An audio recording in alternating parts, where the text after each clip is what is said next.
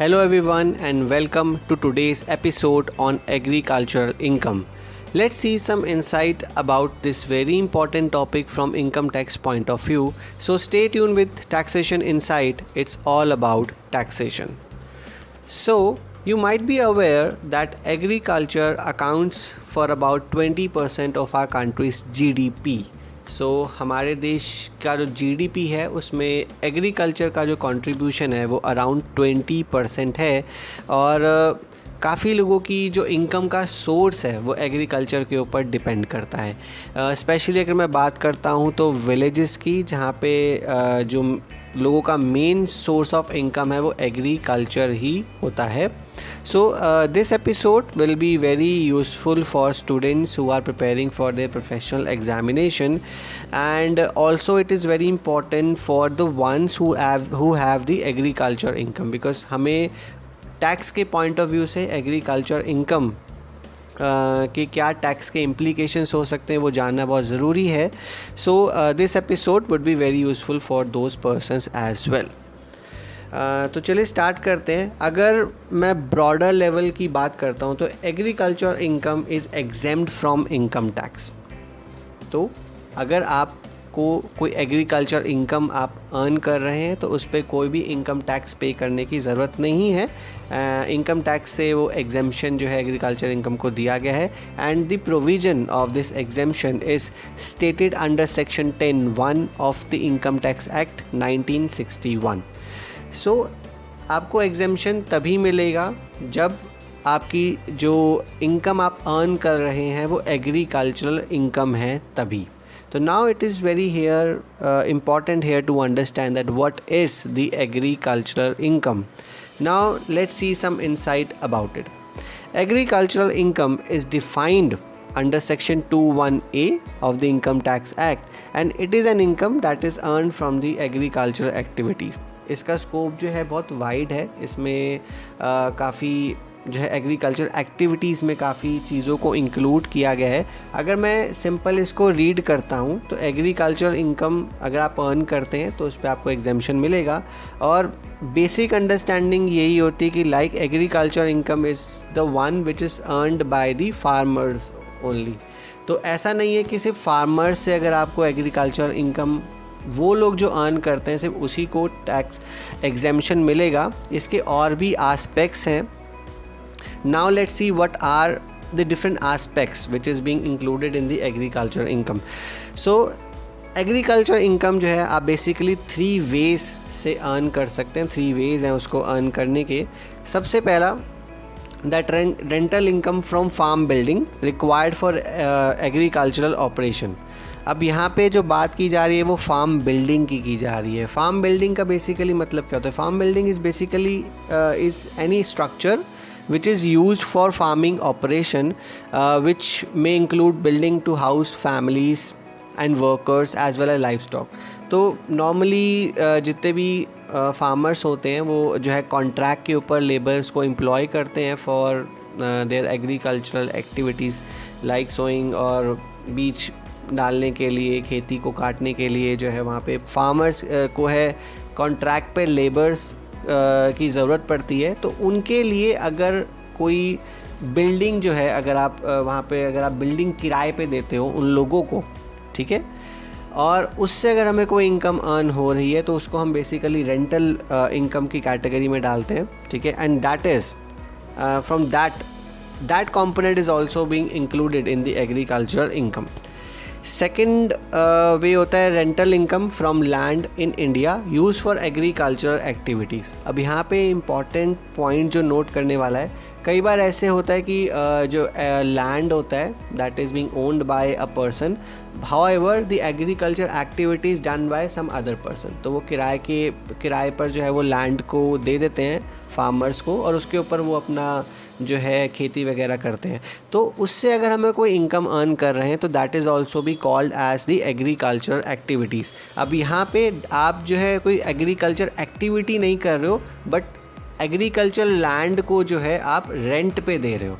So that is what I just try to say at the beginning कि agriculture income का मतलब ये नहीं है कि जो फार्मर्स इनकम अर्न करते हैं, इसके अदर आस्पेक्ट्स भी जो है होते हैं। that is also being called as the agricultural income. But however, it is very important here to understand that rental income should be earned from the land which is situated in India. तो अगर आप को कोई income हो रही है ऐसी land से, ठीक है, वो अगर इंडिया में सिचुएटेड नहीं है तो वो इस क्लॉज में कवर नहीं होगा. सेकेंडली, अगर आपने एग्रीकल्चर लैंड अगर आपने रेंट पे दिया है लेकिन वहाँ पर कोई एग्रीकल्चर एक्टिविटी नहीं हो रही है, फॉर एग्ज़ाम्पल एक एग्रीकल्चर लैंड है लेकिन वो किसी फंक्शंस वगैरह के लिए आप यूज़ कर रहे हो, ठीक है, और वहाँ से अगर आपको रेंट अगर आप अर्न करते हो तो ऐसी सिचुएशन में उसको एग्रीकल्चरल इनकम नहीं कहा जाएगा. एग्रीकल्चर इनकम तभी कहा जाएगा जब आप लैंड जो है आप रेंट पे देते हो और वो लैंड जो है एग्रीकल्चर पर्पस के लिए यूज़ किया जाए और वो लैंड इंडिया में होना चाहिए. तो that is very important here to understand. Third way क्या हो सकता है? Income earn from the agriculture activities, for example sale of agricultural produce. तो ये बिल्कुल स्ट्रेट फॉरवर्ड हो गया कि कोई फार्मर अगर कोई एग्रीकल्चर एक्टिविटी कर रहा है लैंड से और जो भी वो प्रोड्यूस कर रहा है उस पर कोई भी सब्जी, कोई अनाज, what ever he is producing, उसको सेल करने से अगर उसे कोई इनकम हो रही है तो वो आपकी एग्रीकल्चर इनकम माना जाएगा. और ये बिल्कुल स्ट्रेट फॉरवर्ड है क्योंकि ट्रेडिशनली यही सोचा जाता है कि जो फार्मर्स अपना एग्रीकल्चर प्रोड्यूस को सेल करते हैं उससे जो इनकम अर्न होती है उसी को एग्रीकल्चर इनकम कहा जाता है. लेकिन however the 2 points which I mentioned earlier, these are also be called as the agricultural income. Now let's from these point you can easily understand that the scope of exemption is not only limited to the basic operation. अब basic operation की मैं बात करूँ, basic operation क्या हो सकता है? like आप कोई भी लैंड के ऊपर आप कोई एग्रीकल्चरल एक्टिविटी कर रहे हो, उसको बेचने से आपको जो इनकम हो रहा है that is called the basic operation, ठीक है. लेकिन कई बार ऐसा भी होता है कि एग्रीकल्चरल प्रोड्यूस को बेचने के लिए कुछ सब्सिक्वेंट ऑपरेशंस भी करने पड़ते हैं to make them marketable and you know they can the farmers can easily sell those agricultural produce to the outside market. तो जो ऐसे सब्सिक्वेंट ऑपरेशंस होते हैं और उनसे अगर कोई इनकम अगर आप अर्न कर रहे हो वो सब्सिक्वेंट ऑपरेशन से, ठीक है, तो that is also being considered as the agricultural produce. Agriculture income में उसको हम इंक्लूड करते हैं. तो ऐसा नहीं कि सिर्फ बेसिक ऑपरेशन से अगर आप इनकम अर्न करते हो तो उसी को ही जो है एग्रीकल्चर इनकम माना जाएगा. उसके सब्सिक्वेंट अगर ऑपरेशंस है उससे अगर आप कोई इनकम अर्न करो तो that is also being considered as a part of the agriculture income. तो यहाँ पे हमें जो भी थर्ड पॉइंट रीड करा that is income from agriculture activities.